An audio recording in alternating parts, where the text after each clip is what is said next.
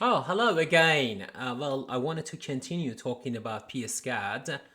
Um, if you looked at our first video, you realize that we design a circuit. Okay, it is working, no error. A problem with that is that there is no measurement, and if you don't have any measurement, obviously you're not able to do anything. In this video, we wanted to see that how you can make use of the measurement, and we are able to look at the data and read the signal properly.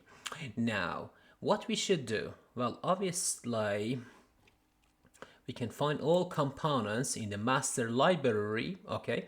But now I wanted to tell you there is one other way that sometimes is easier and more efficient. Well, we can, if I move this up, we can go to components, okay? Well, components is like a shortcut to some of the important components that we have. For example, we wanted to make use of, well, we wanted to measure the voltage, or we wanted to measure the current, or we wanted to use the inductance, resistance, or any of these devices that are very, very useful to us. Okay, so going forward, okay, we're going to, for like normal things, normal components, we use them on the top, okay, but otherwise we go to the library. Having said that, we could actually find all of these devices and all of these components from the master library, but it's just a matter of the convenience that is easier to just straight away find them. Okay, now if you wanted to measure the current or voltage, what we should do? Well, the easiest way, as I said, is to make use of the components, and we can either use a voltmeter or a current meter or a multimeter. Well, the multimeter, I suggest using multimeter because it is giving you current and voltage at the same time. So, well, let's use that. But what's happening? Obviously, you know that if you wanted to measure the current, you need to break the circuit to have the flow of the current. So we get this multimeter here. Okay, you see, drag and drop doesn't work here. Okay, so what I can do, I can click. Well, the big one is already there. I can click, and if I click, then it is following my mouse. Okay, so I place it between the inductance and resistance. Sort of my wiring being interrupted, so I do the wiring again. So now if I wanted to go and do the wiring, I always need to remember that, well, oh, okay, I wanted to take you to another place, but actually in the component you can find the wire too. You could say that Control W, as I mentioned that. So we click here again, and we click here, we click here and here. Okay, is click, double click to stop, and to stop, okay, because the wiring comes with us and can interrupt our circuit. Okay, what we can do, we always can go to home, and then on the home menu, well, you can press this arrow for that. Okay, now what we have done, we have a voltmeter. Well, we still need to do some measurements and make some changes. Well, here is the multimeter. I just go grab the menu, okay, to see that how it works. Well, there are some information here. If any of them you want, you can choose to have them, or if you don't want them, you can choose not to have them. That's the reason that I am saying that, well, if you want voltage or current, it's better to use multimeter, so you can decide if you don't want the voltage or you don't want current. You just choose not to have it, okay? But, well, for purpose of this work, let's say we want the current, yes, and let's say, okay, we have also voltage.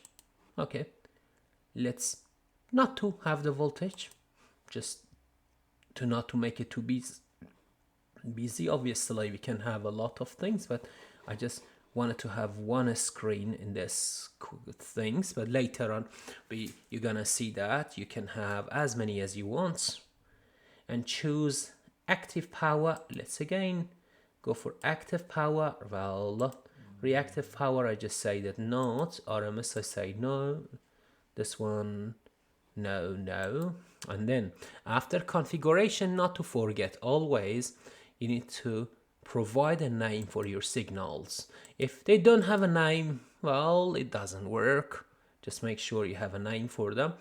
Instantaneous currents, call that I1 for this application. For voltage, well, you can see that it's not highlighted. Why is it not highlighted? Because I didn't choose it. You can still give it a variable or not. Active power, let me call that P1. Okay, just keep it easy. And that's okay. Okay, now we have a voltmeter. Okay, well, if you use some application like Multisim or like MATLAB, well, you will see that it is a little bit difficult here because you can't really wire the signal, but instead you should use something else. In fact, PSCAD is more convenience. When you get used to that, you will see that it is easier and it's nicer in many ways. So now what we should do for the signals that we have, those I1 and P1 that now I just introduced, they are like local variables. Just remember, they are your local variables. Now we need to get our local variables. How to grab our local variables? We basically need something here, okay? That's like an output, okay, an output channel. That's like a channel, okay, and this channel is kind of connected to what we have here. Okay, so we have two variables, we need two of them, okay, and you don't need to wire that here. So what we should do, how to wire them? Well, we should wire them to signals. But what signals we have? Well, signals, we got to choose it from here. Look at this point. This point is like your signal. And before that, you got to give a signal name, like here. So it's like calling a variable if you know programming. So I am having this variable here, and I am having this variable here. But look at that. It's just written signal name. Signal name by default, so need to be changed. Change to what? Change to your signal's name. Well, I go back to configuration, okay, and here data signal name. Well, what are my signals? One of them was I1 for the currents, and the other one is called P1. Okay, I1 and P1. Now what should I do? Well, I can connect them here.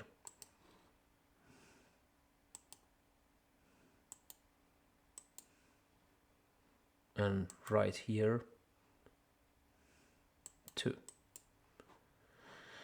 Okay, now I have done that. Well, in some ways, as I said, it's actually easier than MATLAB.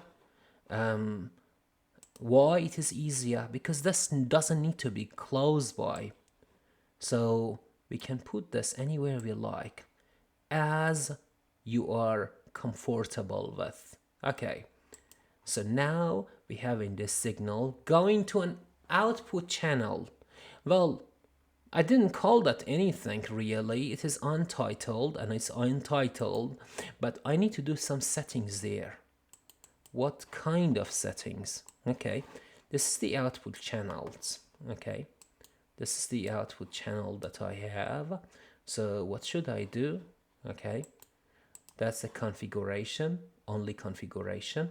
The title, untitled. Okay, maybe I can call that current. Okay, and then display on icon. Okay, let's keep it 1. Then a scale factor. Okay, 1. We leave it there, but that's how you can do the scaling, and then the units. Okay, now that's something very important. We should understand that unit is used to display plot meters. Okay, well, actually by default it is kiloamp. Okay, that's the reason I went and I actually edited the values there to have a sensible value. So kiloamp. Okay, so if I want kiloamp, obviously my voltage need to be higher. Okay, and well, there is a way to go for currents with a scaling if you play with the scaling, but now anyway we don't want to do that. We just simply went and edited the generator. I'll show you that in a minute. Okay, and then here the title goes for the voltage. Okay, the voltage, and then the scale factor. Okay, we leave it as 1. So what we could do, if you don't like kilovolt, well, you just multiply it by 1000. Okay, now the units, I go for kilovolt. Well, later on we're gonna do that, but for now, just let's keep it as is, especially in power system anyway. We usually don't talk about like 1 amp or 2 amp. Well, we talk about thousands of amp and thousands of volt.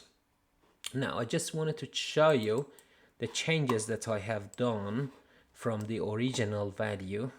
Okay, well, we could change it anyway. The signal parameters, well, I say that it is 10 kilovolt.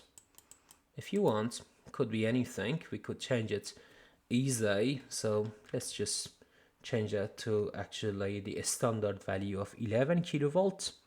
Okay, so now we have this too. Well, the job is not yet finished, but we pretty much done. What's the next stage? One more stage left, and that stage I wanted to that stage is giving us a graph. Well, if you click here or right click here, there are lots of options available to you, so you can see that. Okay, well, one of these options is graph, meter, and control. There are different types of graphs and control. The one that we start looking at that, and is pretty awesome, pretty useful, is add overlay graph with signal, and that's what I choose. Say the moment I say yes, it is just coming up. Okay, it's pretty big. Okay, and for voltage as well, I do the same thing. Okay, add, I go to graph, add overlay graph with signal. Okay, well, my screen is not big enough, so I put that down. Okay, and what I can do, I can close that. Okay, and have this pretty much next to each other. Okay, but let's make the signal. Oh my gosh, what happened to the mouse? The F. Okay, let's have the F. Push that forward. Okay, well, later on you will see that we can have multiple screens, and we don't have any of this problem. But anyway, now we just wanted to start with that. Well, we're pretty much done, and everything we want is already there. So kilovolt, kiloamp, okay, and the signal. And now it just only takes to press the run button. Okay, let's do it. So it's one signal here. Okay, and another signal is there, but first let's look at these errors. Well, there is no error again, but there are messages. Okay, so I close that, and I have a signal here. So what I can say, I don't like it to be this way. Okay, first of all, I like to cover the whole page. Okay, so for the whole page, it is good to anyway have it in 1 second or 1.5 second or something like that. And the second thing is that the ability to zoom. Well, if I wanted to just zoom it, it's pretty easy. I just right click and I am getting the zoom. Okay, I can zoom as I wish to. Right here too, I could zoom as you like. Okay, well, the current is not that much, obviously, so we may need to zoom further. Obviously, zoom out, zoom in, zoom in, zoom in, and again zoom in. Well, sometimes it's easier to use keys because, like in this case, you can see that you need to do it and do it and do it. Well, it's pretty easy. Pressing the plus button is actually giving you the zoom. Okay, and plus pressing the minus is giving you the zoom out. But what you can see is that the zoom is doing two things at the same time. Is actually zooming the window. Okay, so I am zooming out the window. Okay, but pressing the negative. If I press, you see that I press in the area and I say zoom out, so I can see that all together. But at the same time, it zooms the X and the Y at the same time, which that's not really something efficient that we want. So, well, we can do something better. We can decide on the limits. Okay, so how to decide on the limits? So for example, I wanted to make it between, remember it is kiloamp, remember between, for example, 0 and between 0.01. Okay, so if I go for zoom,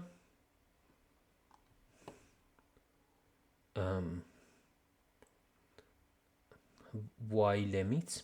Okay,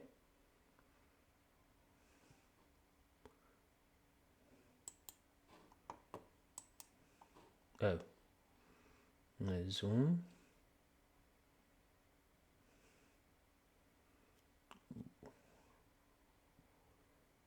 Y extent, sorry, Y extent. I am getting it like that. So I am seeing the signal and in this case the signal is shown to me with no problem, and it is basically showing the whole extent of the signal as it requires. Well, now that's pretty much what I wanted to cover. I don't want to make the video long. I can explain in the next video, but now just a few more things I wanted to tell you because I didn't really go for project settings. So it's good to know about the project setting. Project setting is about the runtime. It's very important to know it. And the other thing is that the solution time step. So see, if you wanted to do normal power system activities, well, for example, 50 microsecond, it's pretty good. And it is even, sometimes you can look at that, it is even big. Okay, but it's also the limit that you have per your channels. Okay, plot steps 250 microsecond. But if you wanted to do harmonic analysis, for example, then this time is not good enough. Maybe you wanted to go for a smaller value. Well, if you wanted to go for a smaller value, obviously it takes longer. So let me make some changes here. Okay, the runtime was just 0.1, 0.5. I make it 1 second. Okay, and the solution time I make it 5 microsecond, and this 250 also I make it, for example, 10. Okay, so see what's gonna happen and how it works. Okay, now I just press the run button. Okay, Well, it takes longer to process, okay, but that's the signal that I have, okay, and it gives me the signal with a better resolution. And the good thing that we just realized, and you can see that right now, is that the settings that we have done stays there, because if you remember, we set this to go for the extent of the Y, okay, and show it the way we want it. And here also, whatever setting we did actually stays there, so you can see 1 second, and it's pretty good and reasonable. Okay, that's enough for this. The next video we talk about more advanced stuff, but for now, bye.